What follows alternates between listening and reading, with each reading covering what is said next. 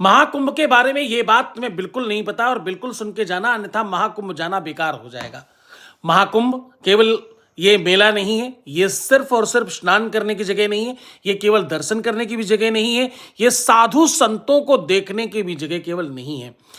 महाकुंभ का मतलब है, कुंभ होता है कलश के आकार का। कलश, अगर आप पूरी प्रकृति देखें, पूरा संसार देखें तो ये कलश के जैसा है। जो धरती है वो नीचे गोल है, आकाश जो है वो वैसा कटोरे के जैसा रखा है। अगर आप गोल चीज के ऊपर कटोरा उल्टा करके रखें तो वो कलश जैसा बन जाता है। ये जो पूरी की पूरी प्रकृति है, इस पूरी की पूरी प्रकृति को जो फिर से पुनरावृत्ति कराता है, जो संचारित करता है, जो इस संसार को, इस प्रकृति को, इस नियति में अमृत तत्व डालता है, उस समय का, उस काल का नाम है महाकुंभ।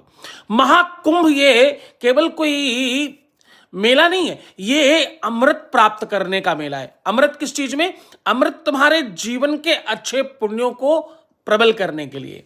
अन्न क्षेत्रे कृतम पापम पुण्य क्षेत्रे विनश्यति, पुण्य क्षेत्रे कृतम पापम वज्रलेपो भविष्यति। जब आप सामान्य जगह में कोई पाप पुण्य करते हैं तो वो अच्छी जगह में जाने से नष्ट हो जाते हैं, लेकिन जब आप अच्छी जगह जाकर कोई पाप कर बैठते हैं तो वो जीवन में कष्ट के रूप में वापस आते हैं। लेकिन ऐसी जगह में, शुभ क्षेत्र में कोई पाप हुआ हो और उसकी वजह से आप परेशान हो, दुखी हो, तकलीफ में हो, महाकुंभ में जाने से वो पाप भी समाप्त हो जाते हैं। दुनिया का कोई बड़ा सा बड़ा संकट हो, कोई बड़े से बड़ा रोग हो, किसी भी प्रकार की कोई आपत्ति विपत्ति, किसी भी प्रकार का कोई भारी संकट हो, तो क्या करें? कुंभ में जाकर के उस रज को अपने माथे में लगाएं और स्नान करें।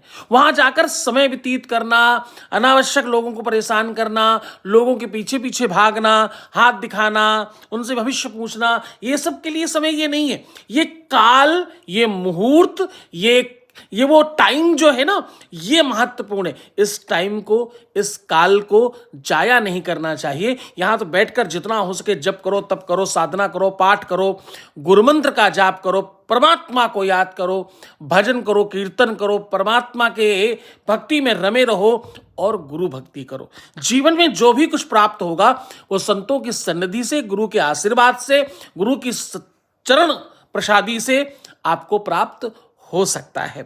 महाकुंभ ये काल है, ये समय है, ये नियति है और ये परमात्मा का नियंत्रण है आपके ऊपर। आप जब इस काल में, इस समय में, इस घटनाक्रम में और इस मुहूर्त में वहां प्रवेश करेंगे तो आपके मनवांछित फल को आप प्राप्त करेंगे। जो आप चाहेंगे वो आपको मिल जाएगा। इस महाकुंभ की बलिहारी है ये।